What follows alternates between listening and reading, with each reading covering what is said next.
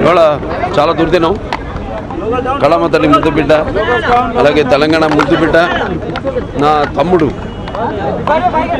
ఇవాళ చక్రి గారు ఇలా హఠాన్ మరణం చెందడం అన్నది అందరినీ ఎంతో ఆశ్చర్యాలు ముంచేసింది. అందరినీ అటు కళాభిమానులకు అయితేనేమి, ఆయన అభిమానులు, సంగీత ప్రియులను అందరినీ కూడా ఎంతో శోక సముద్రంలో ముంచేసింది. మనిషి ఎంత భారీయో మనసు అంత పెద్ద మనసు, ఎంతో మంచి మనిషి.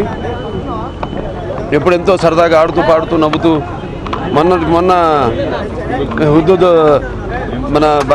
హుదూద్ బాధితుల కోసం మేము చేసిన చలనచిత్ర పరిశ్రమ చేసిన కార్యక్రమంలో కూడా ఆయన పాట పాడటం జరిగింది.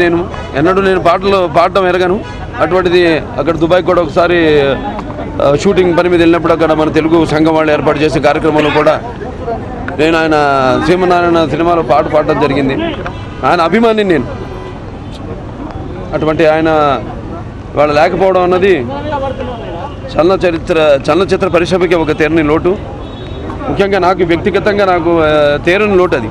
నా తమ్ముడు మొన్న కూడా హుదూద్ బాధితుల కోసం చేసిన కార్యక్రమంలో కూడా కలుసుకున్నప్పుడు తొందరలో మనం కలవాలి అని నేను అడగడం జరిగింది. ఆయన్ని చెప్పడం జరిగింది తొందరలో మనం మళ్ళీ ఒక సినిమా చేయాలని. అటువంటిది మరి ఈ కాల ప్రవాహంలో ఎవరికి ఎప్పుడు ఎట్లా రాసి పెట్టుంటుందో ఆ భగవంతుడికే తెలియాలి. అటువంటిది ఇవాళ ఆయన లేరంటే అసలు నమ్మశక్యం కావట్లేదు. ఎంతో సంభ్రమాశ్చర్యాల్లో ముంచెత్తింది మొత్తం